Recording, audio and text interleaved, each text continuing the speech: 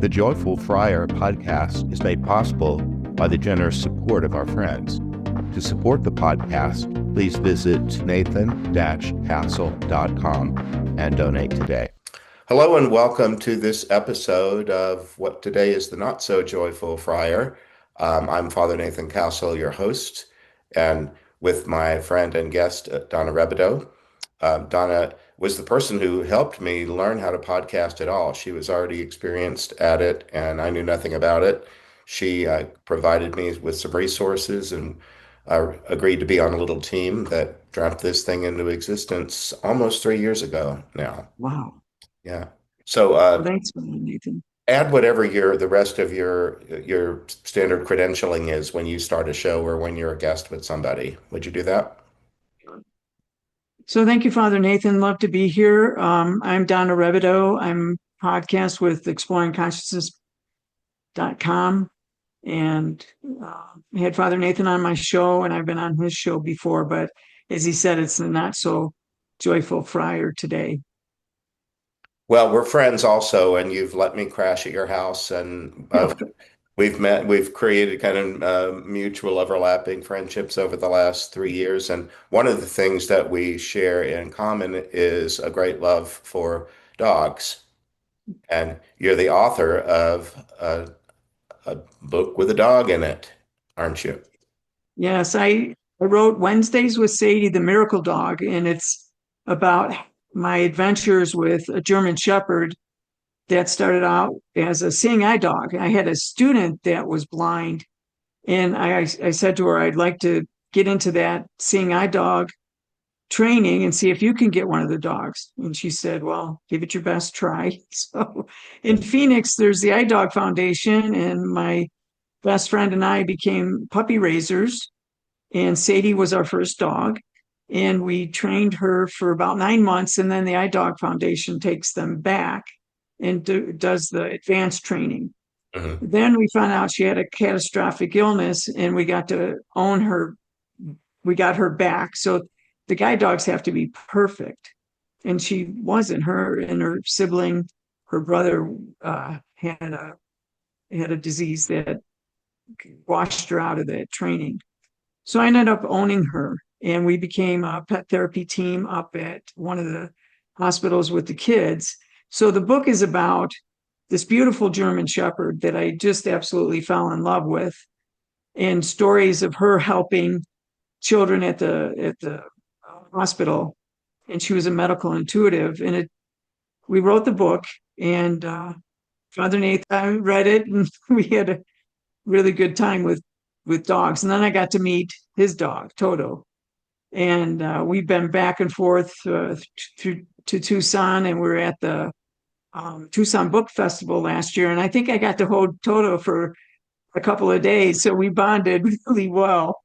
In the meantime, Sadie passed of a just a horrible disease, even more than the one she didn't that washed her out of the Guide Dog Foundation. So I've had experiences with having to say goodbye to dogs that just found their way into our hearts, into our families. How So old was Sadie when she died?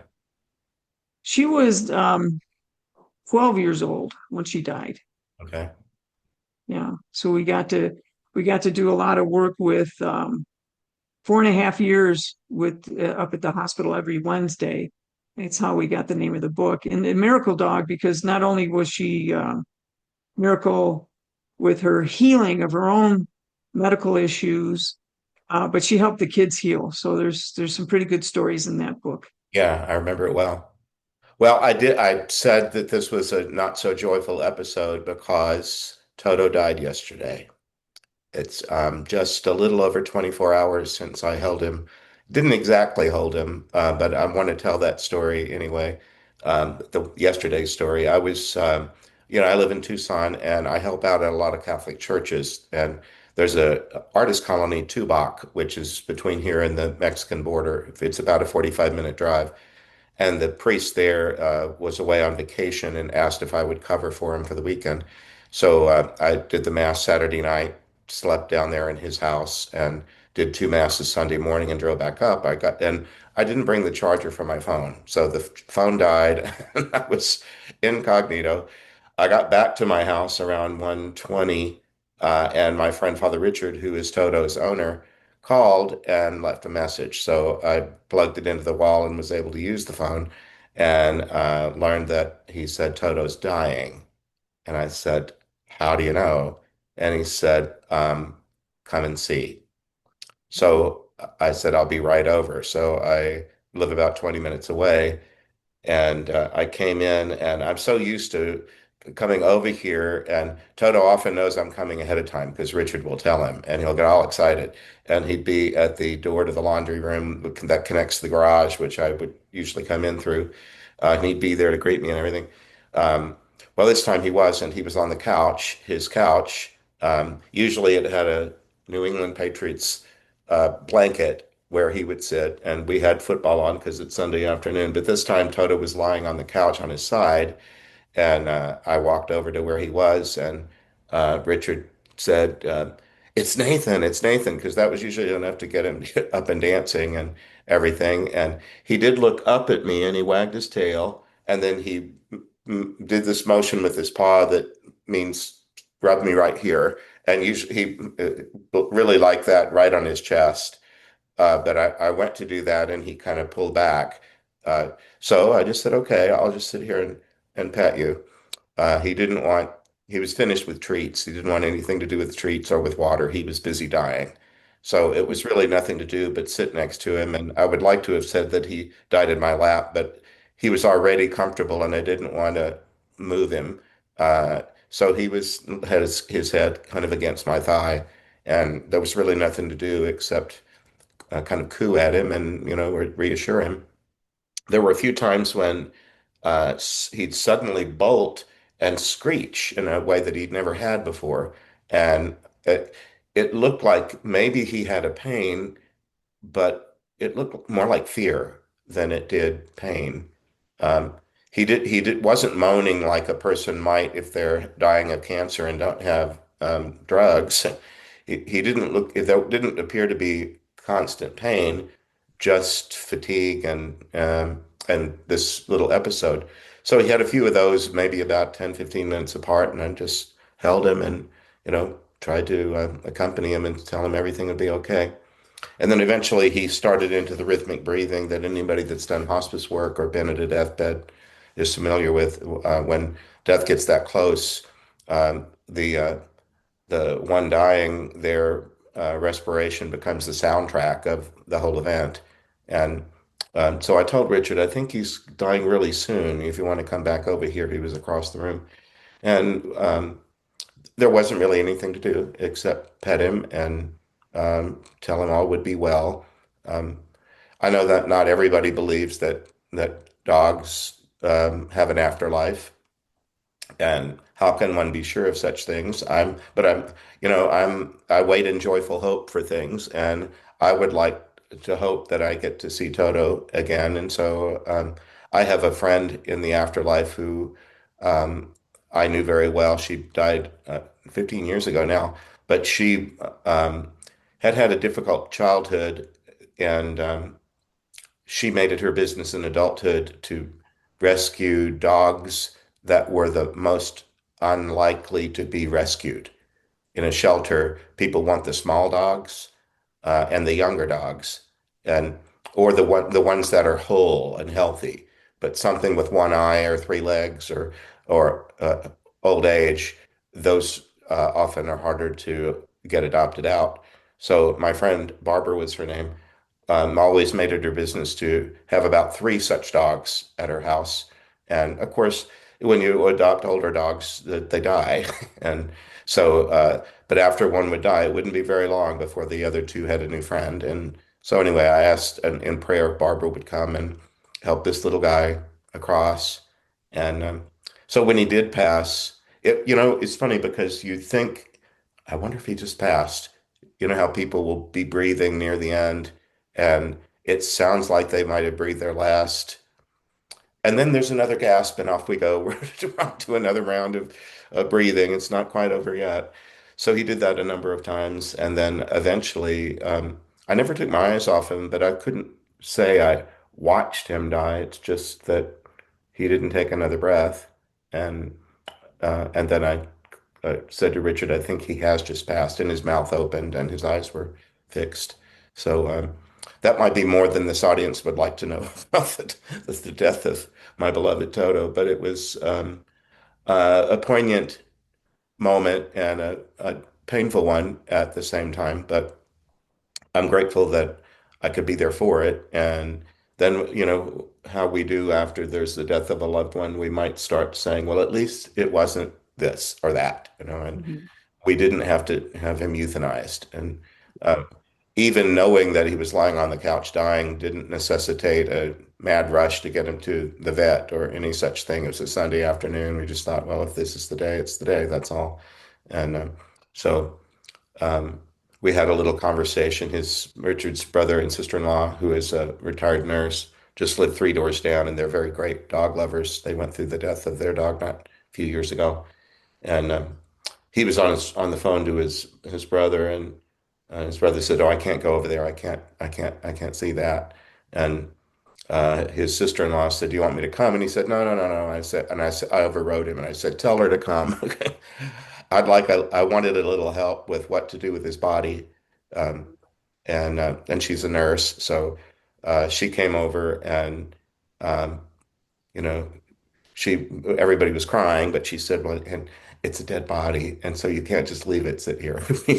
we and she said we need to either get it refrigerated or we bury it, and so I said, "Well, there's a chest freezer in the garage. Richard, why don't you go out there and rearrange it?" And he said, "And put a dead dog next to the food." And I said, and she spoke up and said, "It wouldn't be exactly next to the food. The food is all in boxes and packaging, and Toto's body will be too, because we're going to wrap him up in the blanket he's laying on and place him in there."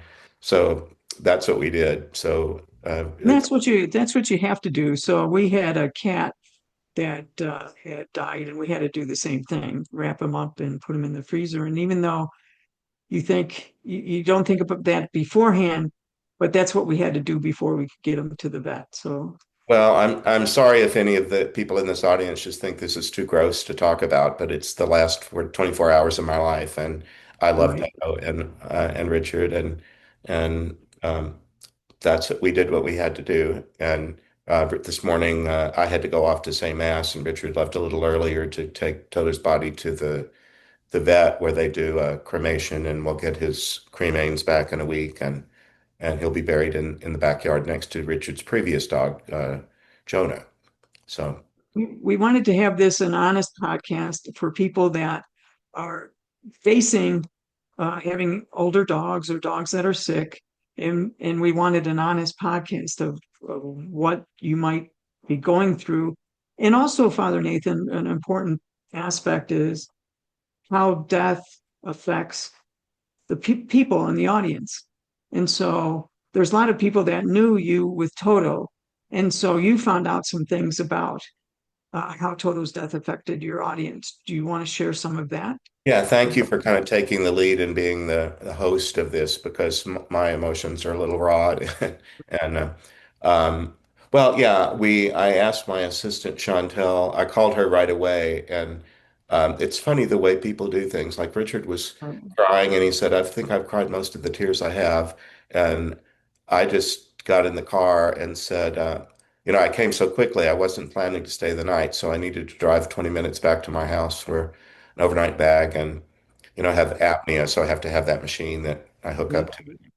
Anyway, I needed to go do that, and so I got in the car and cried, and then I called my assistant Chantel and kind of blubbered through tears that Toto's died, and could you please, you know, start doing some stuff? Could you make a photo collage that we could post to Facebook, and would you contact my prayer partners that have gotten to think of Toto as a part of the team?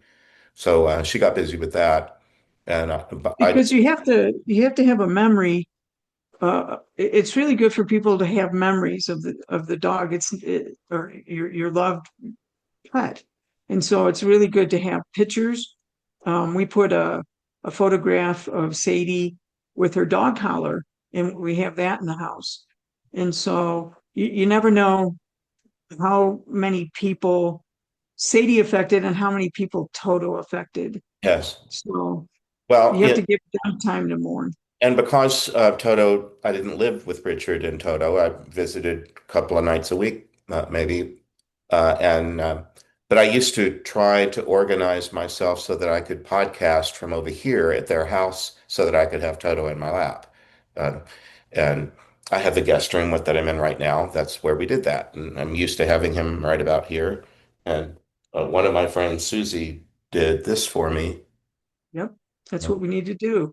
Um, Yeah, you can see it, Nathan. You can see uh, it. there was a time when I was on a Zoom call and I wanted to lead a prayer on the Zoom call, and I bowed my head and closed my eyes, and apparently Toto did it at the same time. And so it looked like Toto and I were both absorbed in prayer. So, anyway, yes, a lot of people watch the YouTube version of the podcast rather than listen to the audio only. And when they do, they very often comment upon Toto. And once he gets a Christmas present from one of my listeners, and I don't know, and he's just charming. And so and we were on vacation in Santa Barbara, and we didn't want to leave him alone because he in the last 6 months or so he got nervous about being left alone in a way that he hadn't before. Maybe that was an indicator that things were changing somehow. Um, so it was clear that it was very upsetting for him to be left alone. So we just made plans to include him as best we could, and that meant taking him to the grocery store. So we had to put something down in that part of the shopping cart that is in the front that a child might sit in, and put something down so his little paws wouldn't go through the little metal slats there. Right, So we right. put some stuff down there to make a proper floor, and then put him there. And once he resisted it at first. And once he understood that this is the way it's going to be, he settled in, and he looked like he was, the king on a parade float. He was being wheeled around the store, and everywhere we went, somebody wanted to stop and talk and pet him and all that. So that's a happy memory. And I took my camera out and took a picture of that. I'm glad I did. So I'm a near-death experiencer. And so being on the other side during my near death, I didn't see any pets. I didn't see my family or anything. My near death was um, basically one or two other beings with me, and then God, Mhm. God Himself. So, um, but I did have an out of body experience through the Monroe Institute, and a good friend of mine was very much in tune with the other side, and she said she described Sadie. I just told her my dog Sadie had passed, but she described Sadie to a T, what she looked like, what her personality was. And she said, yeah, Sadie's job on the other side is to help um, animals and the children she worked with at the hospital cross over. So Father Nathan and I have another thing in common is that we have people, well, Father Nathan directly helps people cross over, and I have friends that help people cross over. And she said, Sadie's there to help. So I told Father Nathan, Sadie will be there to help Toto around the block. Uh, well, I don't doubt you know, the question about is there a dog heaven, or do pets have afterlives? I don't have to weigh in on that. I can just live in No, joyful hope that I want to see my beloved again. And right. I'm, almost 70 years old, and I think this little dog had more in my heart than a lot of folks. And part of it is that I've been here 8 years, and I haven't had that much stability in my life. I've moved a lot because of my vocation, and Right. Richard was retired much of that time, and I had the leisure of the kind of podcasty writing job that I have now that has me with a schedule that's largely my own to make. And so I could be a part of their life uh, in over these last 8 years. And they were welcome at all of my family, my religious family's holidays. There wasn't an Easter or Thanksgiving or Christmas that Toto and Richard weren't a part of. And he was so well behaved that nobody minded that there was a little dog running around at all these holidays because he was just such a charmer and he didn't get in the way. He kind of had a propriety about him that he didn't make himself a nuisance. He would go find a quiet corner or something and come out and play whenever there's a lot of activity going on. So another thing that we can talk about is grief, in that no two people grieve the same way. And there's people that would say things, you're grieving over a dog or you're grieving over this, and Yes. but everybody has whatever they have in their heart. And so that grief is that hole in the heart. And so as Catholic Christians, we believe in an afterlife. And so there's so for me, it's my friends that tell me they see Sadie, and Sadie's over there and she's doing a lot of work. Um, but it's okay to grieve. It's okay to grieve in whatever way that you need to grieve. And the best thing is for someone to just sit with you and let you talk. Well, I And explained to Richard today that he was crying, and so was his brother and his sister-in-law, and I wasn't. I was just on task. I was just trying to, there was a job here to be done, and I was just trying to do it. And my kind of way is sort of to compartmentalize and do one thing at a time. And I wanted to spare it. He's Richard's dog after all, and not mine. And so I was trying to spare Richard some of the pain of being right in the middle of it all. And right, but then I told him, and when I said I'm going to go home and I'm going to go get an overnight bag and I'll be back, and then I could do my crying in the right. corner.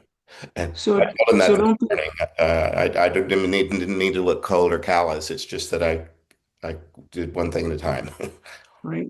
And so someone had contacted me and said this would be a great podcast because they're looking at what might be coming up on their dog. And I said, well, we'll do the podcast. We'll do it on the fly, whatever is in our heart and in spirit, and what to expect. And you're going to grieve and have emotions just like you would if it was a human being, because this was a part of your life. And Yes, so, a large you part know, of it. um, don't let anybody tell you how to grieve. Yeah, And or get that's over it. It was only a dog. And, you get over it's when and there's people that aren't going to understand, and that's why I'm on with Father Nathan, because we're dog people, and it's like losing a member of the family. And so I think I cried more over Sadie's loss than I did I probably shouldn't say some of my relatives lost. Me too. And but partly Okay. Toto was healthy until, a few hours before his death. Probably not utterly so. He was an old dog. But Yeah. my dad died of Parkinson's by inches over 10 years. And by the time he finally did die, there was just hardly any more grief to do. Um, Right. and deaths come in all kind of different forms, and Toto's was surprising and sudden. And Right. so you just have to get. And then I learned as a counselor a long time ago that sometimes I'd have someone coming in uh, with pain and they'd begin to describe it, and then they would sort of self-censor and say, but this can't be as important as a lot of other things you hear. After all, it's only this or it's only that. And, somebody else is an amputee or somebody else, they're somebody committed suicide or whatever. And people could sometimes thwart their own healing by thinking that even though it hurts a great deal, it's not important. And Right. And that's an important point to tell people, that this is your grief. It's your heart. And you just you can be kind to them and say, okay, thank you. But you still cannot thwart your grief in whatever way that it comes. And it could come in waves. It could be like Father Nathan said, there are people that compartmentalize, and it might look on the outside as if they're cold, but they're not. And I kind of grieve the same way that he does. When you first tell me, I compartmentalize it. I do a task. I mean, for my own, like my father, it took me about 6 months, and I called my sister and I said, "Oh my God, Dad died," and I just that's when it hit me. So it hits you in waves and times, and it's best for you to just, go where you need to go, and then grieve it out.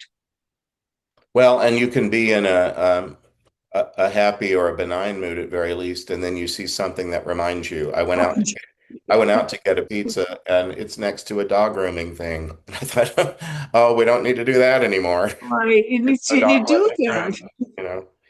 Uh, So you can't, so there's kind of lessons in here in which you're still human and like I had an NDE and people say, well, you know what's on the other side, so you must not grieve at all. And that's so not true. My brother-in-law passed a year ago, April, and the grief, it's grief. We're human.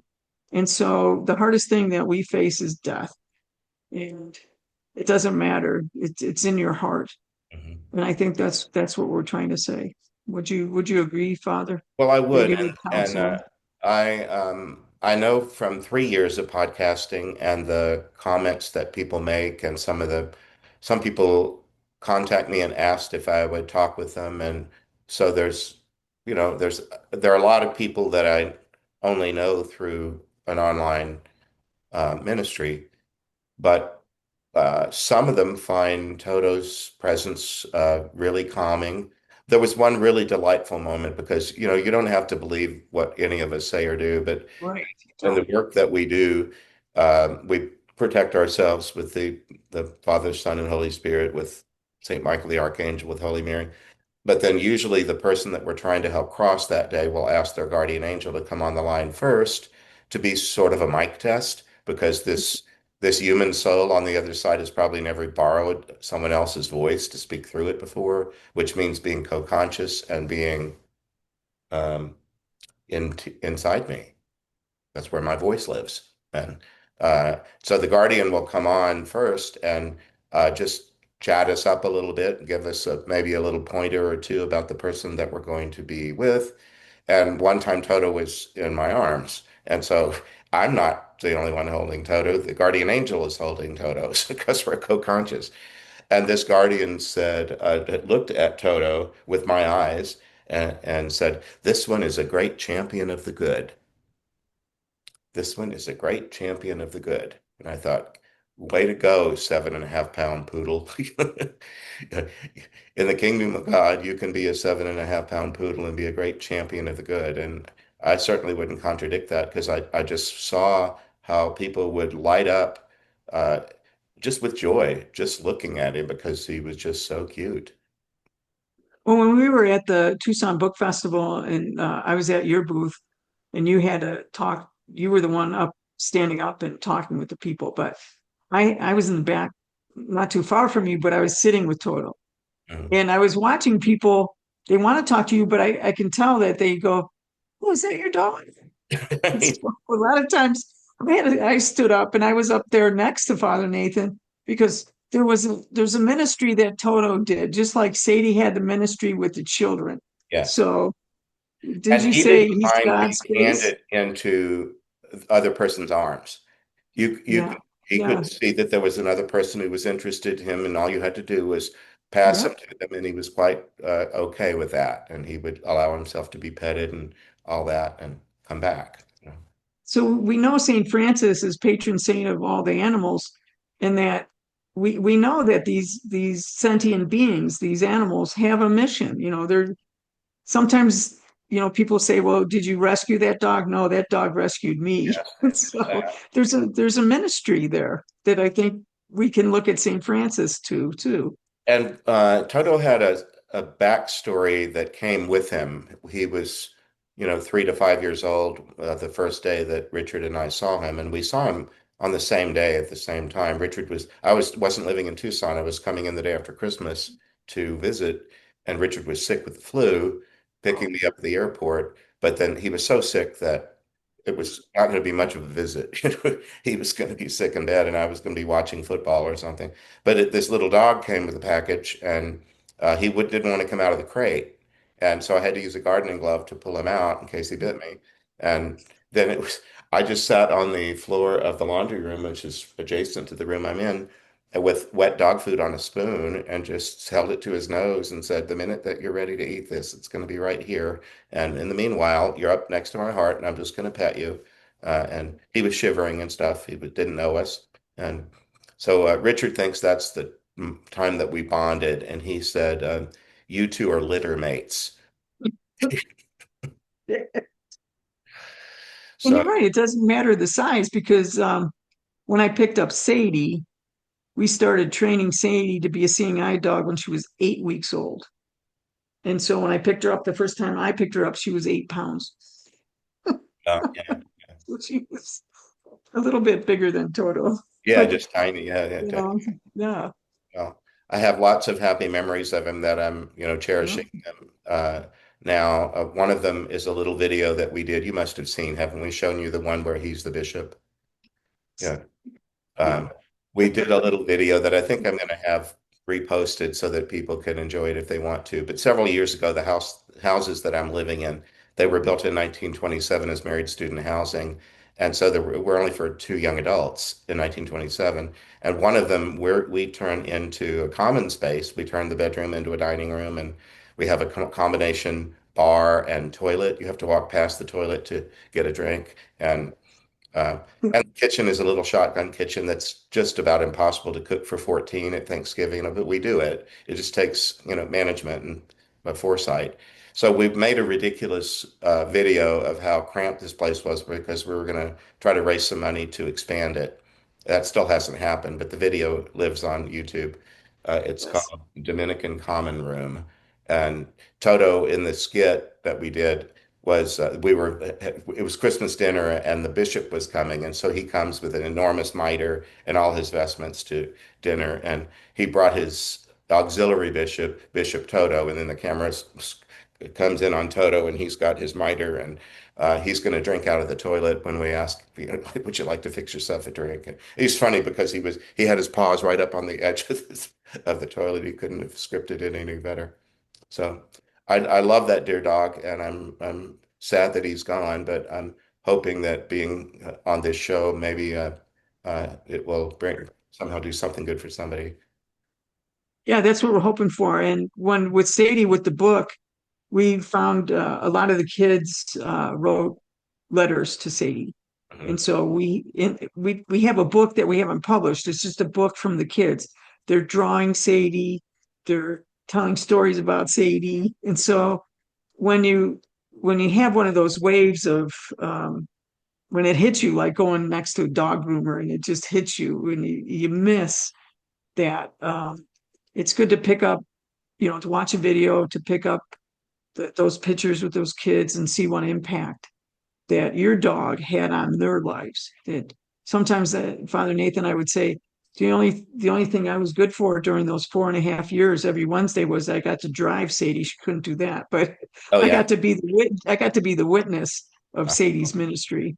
uh, well, I witnessed a lot of Toto minister around the Yeah, edges. Soon it'll be time for his dinner, and he's not here to eat it. So right. there are all these little things that we just have to get used to. And Yeah, there's rituals and it's same thing with people. I mean, you're used to going around at a certain time. My dad would call, a certain time this would happen, a certain time that would happen.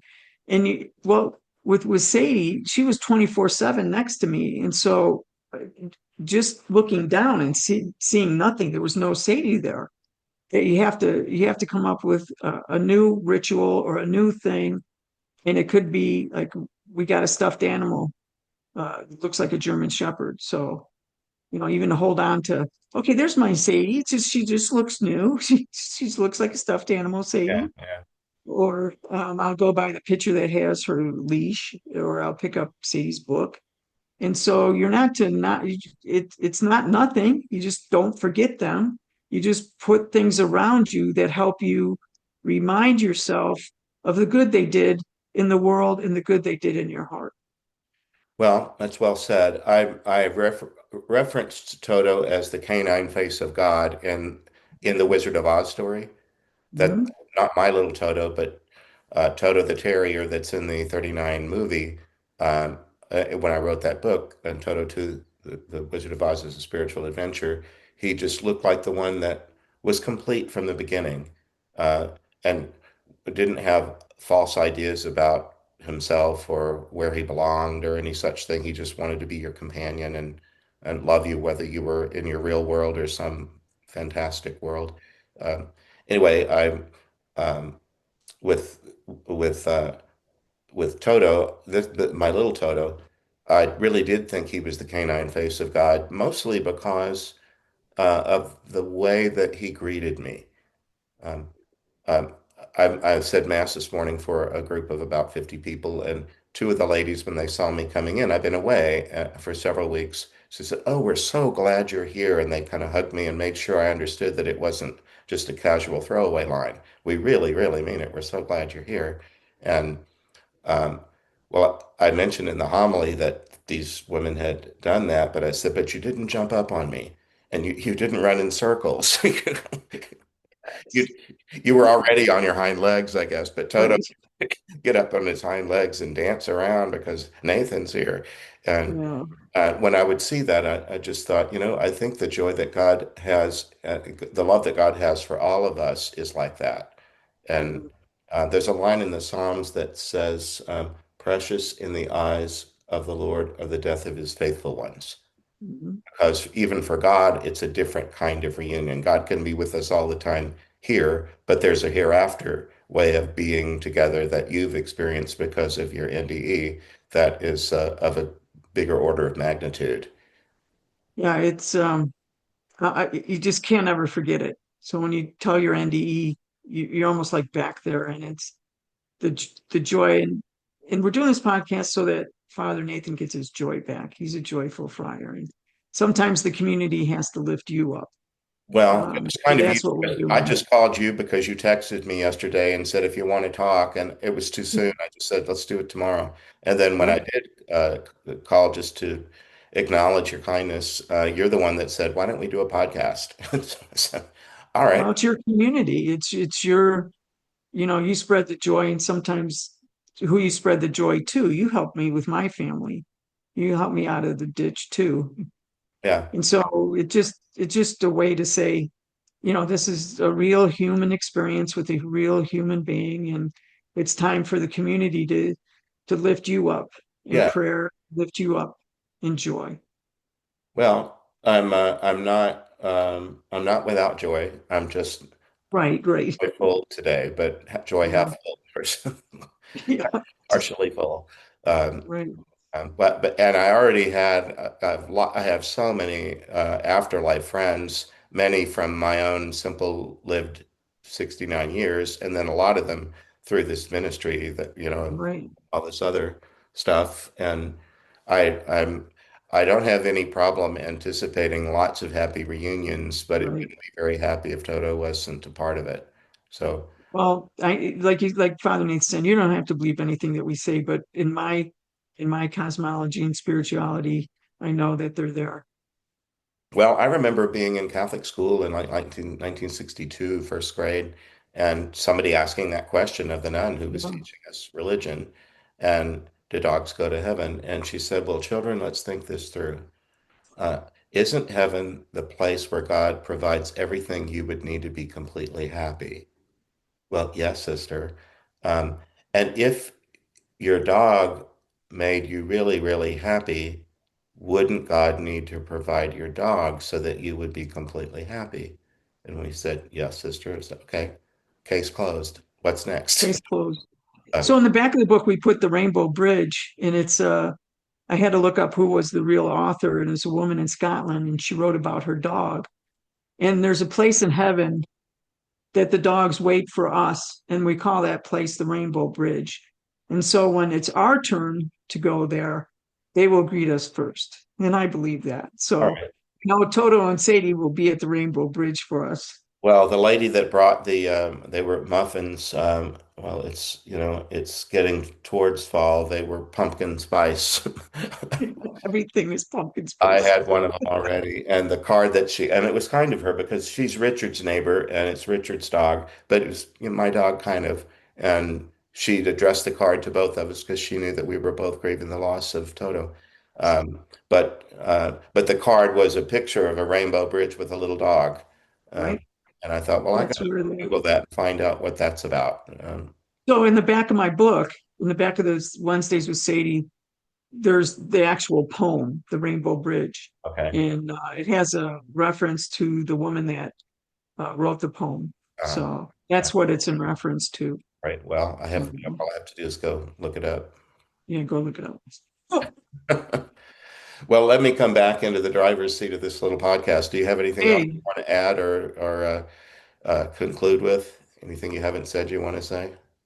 but just that it's like we said, Father Nathan, for people are going to say things to you, and they've said things, even when my friend passed with cancer, there's things that were said to me, and when things are said to you that seem hurtful, seemed as if the person saying it doesn't quite know what you're feeling.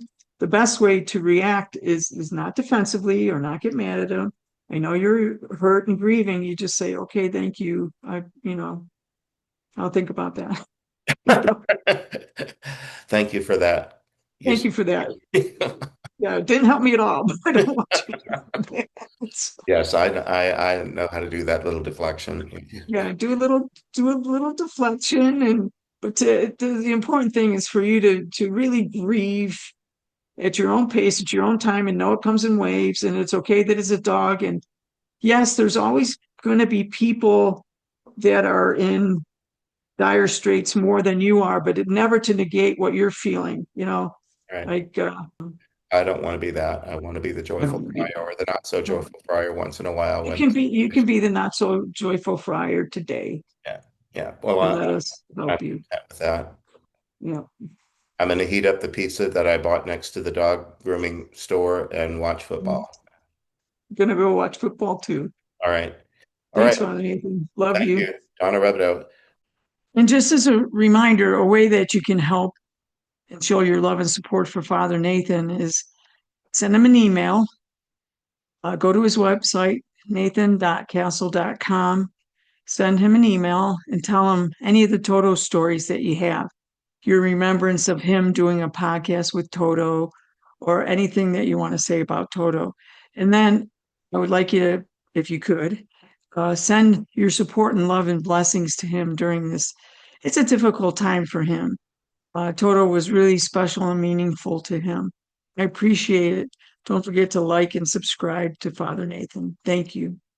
And thank you, audience, for tuning in to this unusual episode of the Joyful Friar podcast. I hope you found it helpful. If you stayed around to this point, maybe you did. If I can do anything for you, you can go on my website, which is nathan-castle.com, and go to the contact section. Uh, a drop-down box will ask where you live and what time zone. I prefer to text or talk rather than do long emails, but I want to make sure that I'm contacting you at a polite hour and not in the middle of the night or something. So you can do that if you like. And remember that I pray for you regularly. And when I do, I ask the Lord to go to the secret place in you where there's the root cause of anything that steals your joy, whatever that might mean. The Lord will know where that spot is and what it's about. I don't need to. But that's the way I pray for you that whatever might be taking some of your joy away would go away, leave you alone, so, or heal or something, so that you can be whole, happy, and healthy. Um, so that's it for this episode of the Joyful Friar podcast.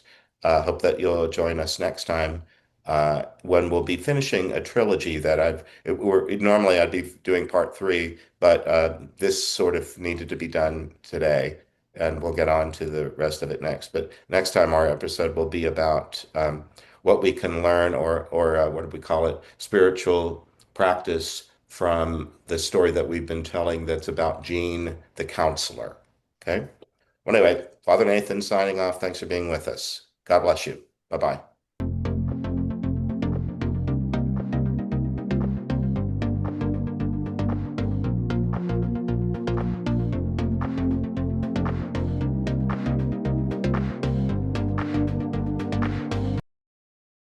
Raised and trained to be a seeing eye dog, an apparent limp brought her back to the woman who raised her as a puppy, Donna Rebadow. Although the limp went away, a life-threatening illness followed and changed both of their lives forever.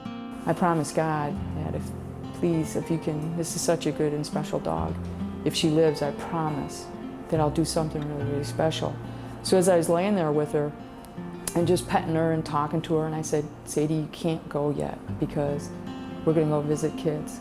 And she did, with some miraculous results. As a certified therapy dog at the Maricopa Medical Center, children who wouldn't talk, wouldn't move, or couldn't stop crying are transformed by something special in Sadie. The therapy is that the children forget their pain. And I've seen kids come up here just screaming and crying in pain, and as soon as they see Sadie, the moment they see the dog, they stop crying. And this dog is, I swear she's a medical intuitive, will walk into a room, and if the whole family's there, if the kids are there, she will seek out the person that she knows that needs her the most. And there's just magic that happens every single week. It's different every week. It's not only therapy, it's healing. The doctors told me every day that she lives is a miracle. It's every single day that I interact with this dog that's special. Along with some of the kids she's helped and her owner, Donna Rebadow. Please join me in welcoming Pet Hero winner, Sadie. I hope you enjoyed this episode of The Joyful Friar. Please like, follow, and subscribe. You can visit me at nathan-castle.com. Send me a message by clicking the contact button. God bless. Have you ever had to do something so difficult that you had to deal with it in stages? Imagine dying suddenly with no forewarning, being in a car crash, a shooting, a drowning. You leave your body, but then what? How do you transition into the afterlife? For some, it flows all at once, but not for everybody. For some, the process of transitioning into the afterlife is interrupted. Maybe there's a need for rest or for learning, or maybe just the chance to adjust to such an abrupt experience. I'm Father Nathan Castle. I'm a Catholic priest. About 23 years ago, the Holy Spirit began to send me people who had died traumatically. They entered my dreams during sleep, showing me what had happened to them and asking for help. They had died and moved on, sort of, but they'd come to a moment where it was time to complete the crossing. With the help of the angels and saints and earthly prayer partners, we've assisted more than 300 souls as they complete their crossing. You can read about it in my book series. Afterlife Interrupted books are available on Amazon. You can also learn more by visiting my website, nathan-castle.com. God bless you.